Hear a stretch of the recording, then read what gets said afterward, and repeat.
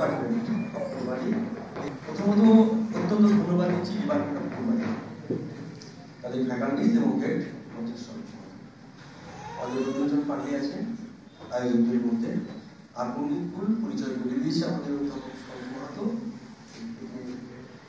শ্রী সৃষ্টিকর মাহাতো বসে আছেন, সুনীল মাহাতো বসে আছেন,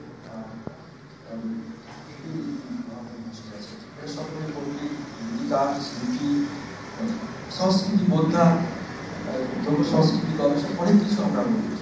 মূল যে ব্যাপারটা সেইটা আমি এখন বলতে চাইবো, তারা কি এবং তোমরা কার, আমরা কার। প্রথমত বলি সিধু-কানু বিশ্ববিদ্যালয় একটি নতুন ডিপার্টমেন্ট খুলেছে অনেকগুলির সাথে, সেটির নাম কুরবানি।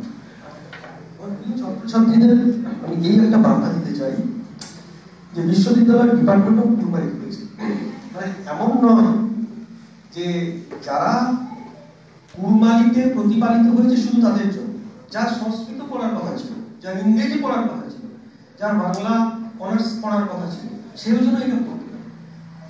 বিশ্ববিদ্যালয় চাইবে যে এটাকে কি করে সেই আকর্ষণীয় পর্যায়ে নিয়ে যাওয়া যায়, যাতে অন্যান্যরা, অন্য ভাষাভাষীরাও কুরবানিটা পড়তে চায়, যেমন করে সংস্কৃত পড়ে অন্যরা। সেই রকম একটা দায় ও দায়িত্ব থেকে সমাজের দাবি নিয়ে সিধু-কানু বিশ্ববিদ্যালয় কুরবানি এই শব্দবন্ধনী নিয়ে একটি ডিপার্টমেন্ট চালু করেছে। কুরবানি এবং তার পরবর্তী কোন শব্দ দেওয়া উচিত, মানে আগে প্রিফিক্স কি করা উচিত ছিল, সেই নিয়ে আমরা আলোচনা করি না, কারণ এটা খুব বৃহত্তর ন্যারেটিভ ধরেছে কুরবানি। যাই হোক, উনি বললেন আজকে আমাদের একটা সেমিনার, একই সাথে এটা আমাদের বড় ইভেন্ট, আমরা দুটোই প্রতিপালন করব। যখন আমরা এখানে সেমিনারের বিষয়ে আলোচনা করব, তখন প্রথমত আমি এইভাবে বলি, মানে মুক্ত মনে প্রথমে বলতে হবে যে এটা বর্ষ শেষের অনুষ্ঠান, এইটা বর্ষ বরণের অনুষ্ঠান, এবং এই দুটোর মাঝে স্যান্ডউইচ হয়ে আছে টুসু পরব। টুসু আমরা যা জানি কুরবানি ভাষা, সাহিত্য, সংস্কৃতিতে, তার বাইরেও কি ন্যারেটিভ দাবি করে আমরা সেটাও এক লাইন দু লাইন বলবো, বিস্তারিত না।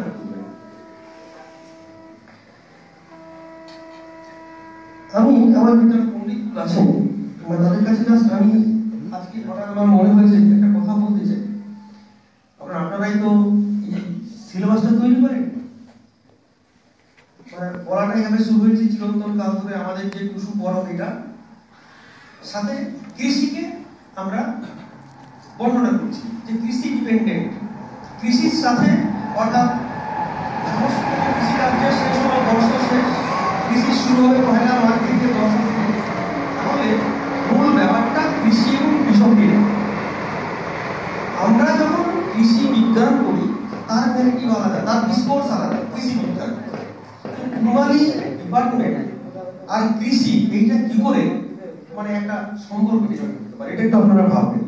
মানে আমি বলতে চাইছি তাহলে এই কৃষি আমাদের সংস্কৃতি কি, মূল কৃষি যে ব্যাপারটা, ধরুন আমি বলছি যে বর্তমানে যে কৃষি ব্যবস্থা চলছে বহু জাতিক সংস্থা হাতে চলে গেছে, আমি নিন্দাও করছি, প্রশংসাও করছি। তাহলে তাদের কীটনাশক, তাদের প্রয়োগ করা সার, তাদের নতুন ওই মনসান্টোর ধান, মাত্র কয়েক রকমের আছে, 10 থেকে 12 রকমের ধান। এই নিয়ে কিন্তু আমার সংস্কৃতি কি বলছে, 7,000 ধানের কথা ছিল, 7,000 ধান। উদাহরণ একটা সবজির কথা বলছি, ভারতবর্ষে অন্তত পক্ষে 30,000 প্রজাতির বেগুন ছিল।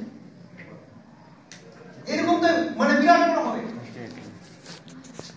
এই জিনিসটাও কি আমাদের এই সিলেবাসে যদি জুড়ে দেওয়া যায়, সিলেবাসটাকে বড় করে নয়, মিনিমাম সম্পর্কটুকু, তাহলে একটি ভাষা এবং একটি সংস্কৃতির সাথে মূল উপজীব্য কৃষি এবং কৃষক, তাদের কথাটা আসে। তবেই আমি বলতে পারবো যে এটা বর্ষ শেষ, এটা বর্ষ বরণ। আর তাকে উপজীব্য করে মাঝে এসছে টুসু।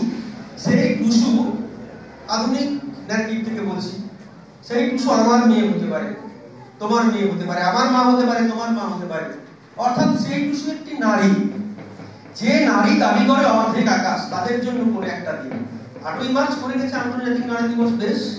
আমরা যারা এই অঞ্চলের তাবৎ কৃষক, তারা নারীদের জন্য একটা দিন, তাদের বিনোদনের জন্য, তাদের চাওয়া পাওয়ার জন্য, তাদের সব মাতিয়ে দেওয়ার জন্য, পোস্ট তোদের ডাক দিয়েছে বলার জন্য, সেটা শুধু একটু শুনুন।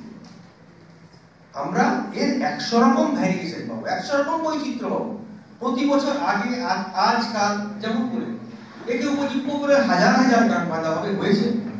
সমসাময়িক কাল তার মধ্যে জুড়ে দেওয়া হচ্ছে। এইগুলো এবং কার উপরে কোন ভাষায় লেখা হচ্ছে তোমাদের দায়িত্ব, ডিপার্টমেন্ট। এই বিষয়টাকে গবেষণা করতে, এই বিষয়টাকে স্থাপনা করতে হবে, প্রতিস্থাপন করতে হবে। যদি কিছু পুরানো দরকার নেই এখন সেটাকে বাদ দিতে হবে, নতুন কোনটার দরকার সেটা শুনতে পারবে। সেটারই দায়িত্ব ডিপার্টমেন্ট অফ হিউম্যান। আমার প্রিয় গবেষকদের, আমার প্রিয় ছাত্রছাত্রী, এইগুলোই মানে আমার চাওয়া পাওয়া আজকের। সকলকে আরো একবার প্রচুর অভিনন্দন।